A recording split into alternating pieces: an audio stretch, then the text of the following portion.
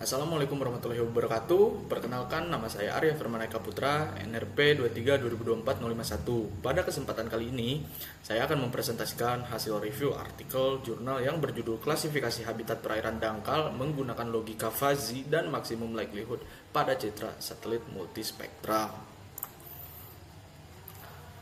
Identitas artikel atau artikel yang saya review ditulis oleh Muhammad Siddiq Sangaji, lalu Vincentius Paulus Siregar, dan Henry Munandar Manik. Artikel ini diterbitkan dalam Jurnal Ilmu dan Teknologi Kelautan Tropis, volume 10, nomor 3, halaman 667 sampai 681 pada Desember 2018. Secara garis besar, penelitian ini membandingkan dua metode klasifikasi, yaitu logika Fuzzy dan maksimum likelihood untuk memetakan habitat dasar perairan dangkal menggunakan citra multispektral. Selanjutnya yaitu latar belakang permasalahan. Penelitian ini berangkat dari beberapa permasalahan. Pertama, pemetaan habitat bentik secara konvensional membutuhkan survei lapangan yang cukup banyak. Metode ini cenderung memerlukan biaya besar, waktu yang lama, serta cukup sulit dilakukan pada wilayah yang terpencil. Lalu permasalahan kedua adalah adanya mixed pixel atau pixel campuran. Jadi, satu pixel pada citra bisa saja berisi dari lebih dari satu objek, misalnya sebagian pasir dan sebagian lamun. Sementara itu, metode klasifikasi biasanya umumnya langsung menetapkan satu pixel menjadi satu kelas tertentu. Padahal, kondisi habitat di lapangan tidak selalu mempunyai batas yang benar-benar tegas.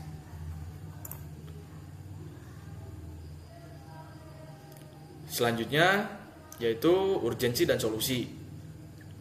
Pemetaan habitat perairan dangkal penting karena hasilnya dapat digunakan untuk memahami kondisi lingkungan serta membantu membatasi tekanan akibat aktivitas manusia. Solusi yang ditawarkan dalam penelitian jurnal ini adalah menggunakan logika Fuzzy.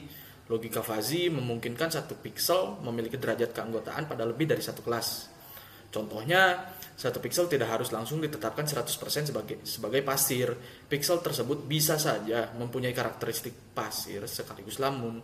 Selain itu, penggunaan citra multispektral beresolusi tinggi seperti Spot 7 atau Spot 7 memberikan peluang untuk menghasilkan pemetaan habitat yang lebih detail. Berikutnya yaitu tujuan penelitian. Penelitian di jurnal ini memiliki 3 tujuan utama, yaitu yang pertama adalah menerapkan algoritma logika Fuzzy untuk memetakan habitat dasar perairan dangkal menggunakan citra Spot 7 atau Spot 7 dan Sentinel-2A atau Sentinel-2A, baik dengan maupun tanpa koreksi kedalaman perairan. Lalu yang kedua, menguji tingkat akurasi hasil klasifikasi logika Fuzzy. Lalu yang ketiga, membandingkan kinerja logika Fuzzy dengan metode maksimum likelihood sehingga dapat diketahui metode mana yang menghasilkan klasifikasi yang baik, yang paling baik. Lalu berikutnya adalah data-data yang digunakan, yaitu dari komponen hingga keterangan. Data utama dalam penelitian ini adalah citra satelit Spot 7 dan Sentinel-2A pada wilayah Kepulauan Seribu atau perairan Kepulauan Seribu. Lalu selanjutnya ada alur penelitian atau alur tahapan penelitian. Alur penelitian dimulai dari pengumpulan data lapangan sebanyak 264 titik pengamatan. Setelah itu, citra Spot 7 dan Sentinel-2A memasuki tahap pre-processing. Salah satu proses pentingnya adalah koreksi kolom air menggunakan Depth Invariant Index atau DII atau DII. Citra kemudian diklasifikasikan melalui dua jalur, yaitu menggunakan logika Fuzzy dan maksimum likelihood. Hasil dari kedua metode tersebut diuji menggunakan confusion matrix. Setelah itu, hasil akurasi dan pola spasialnya dibandingkan untuk mengetahui metode yang paling efektif. Lalu selanjutnya yaitu koreksi kolom air atau DII.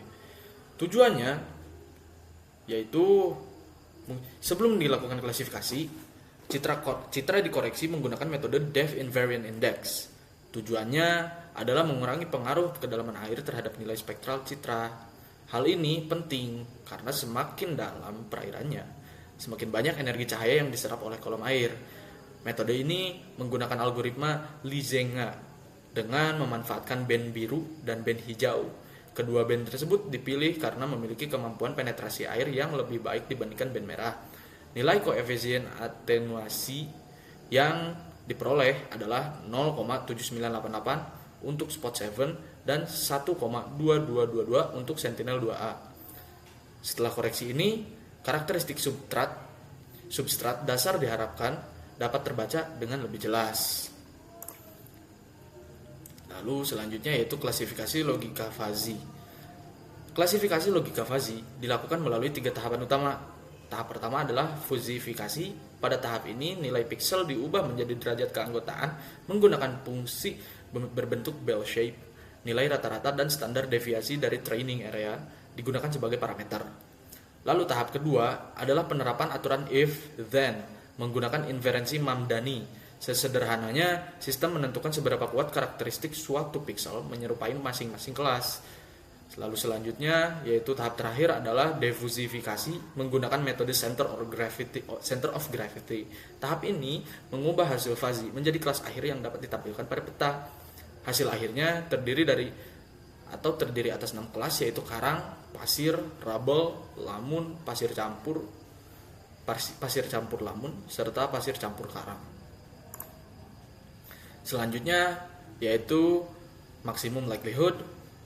Metode pembandingnya adalah maximum likelihood classification. Metode ini termasuk supervised classification yang cukup umum digunakan dalam penginderaan jauh. Setiap piksel akan dimasukkan ke kelas yang mempunyai probabilitas paling tinggi. Perhitungannya didasarkan pada nilai rata-rata serta matriks seragam-peragam dari masing-masing kelas spektral.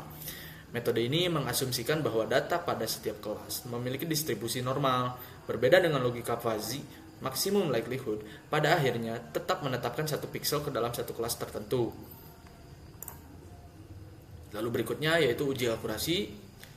Uji akurasi dilakukan menggunakan confusion matrix dengan mengacu pada Congleton dan Green.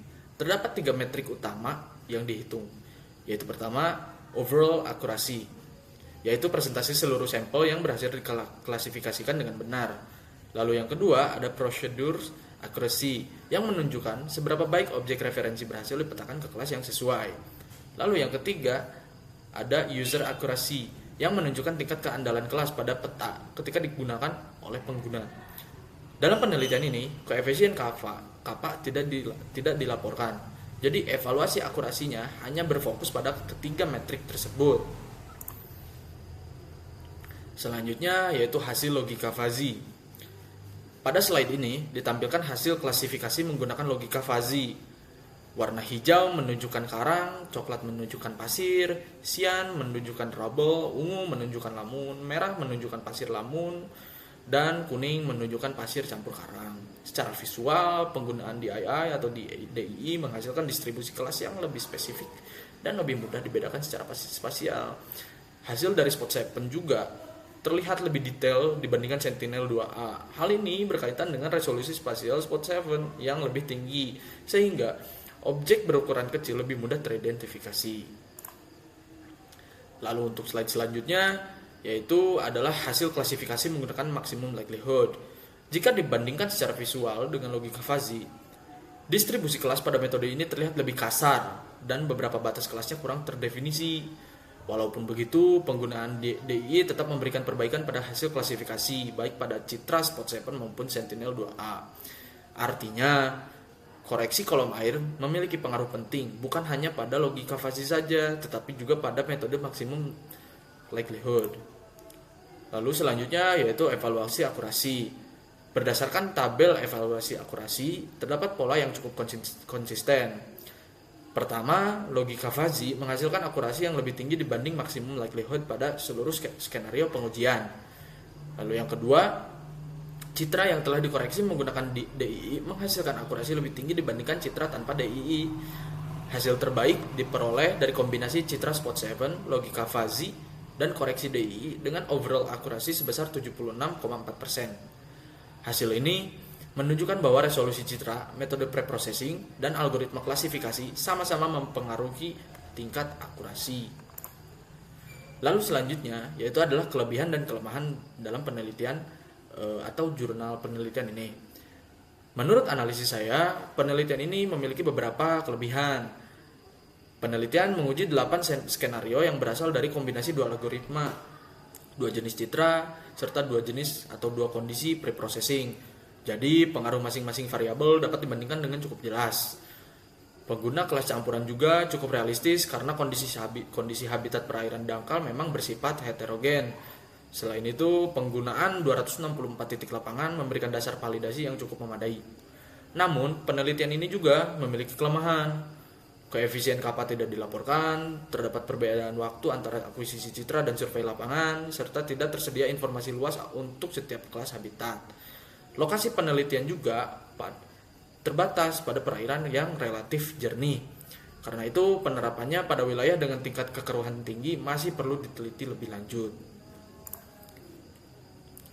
Berdasarkan hasil penelitian, logika Fuzzy lebih sesuai digunakan untuk klasifikasi habitat perairan dangkal karena kondisi habitat bentik tidak selalu mempunyai batas kelas yang tegas. Koreksi DII yang terbukti meningkatkan akurasi kedua algoritma secara konsisten. Selain itu juga, Spot7 menghasilkan akurasi lebih baik dibandingkan Sentinel-2A karena mempunyai resolusi spasial yang lebih tinggi. Menurut saya, poin penting dari penelitian ini adalah kualitas preprocessing dapat memiliki pengaruh yang sangat besar terhadap hasil akhir klasifikasi. Jadi, algoritma yang baik tetap memerlukan data citra yang sudah diproses dengan tepat. Penelitian selanjutnya dapat menggunakan citra beresolusi lebih tinggi serta mengkombinasikan logika Fuzzy dengan metode berbasis objek atau OBIA.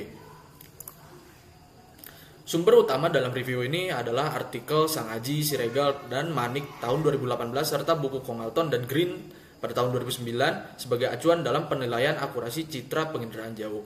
Demikian pemaparan hasil review artikel jurnal dari saya. Terima kasih atas perhatiannya. Wassalamualaikum warahmatullahi wabarakatuh.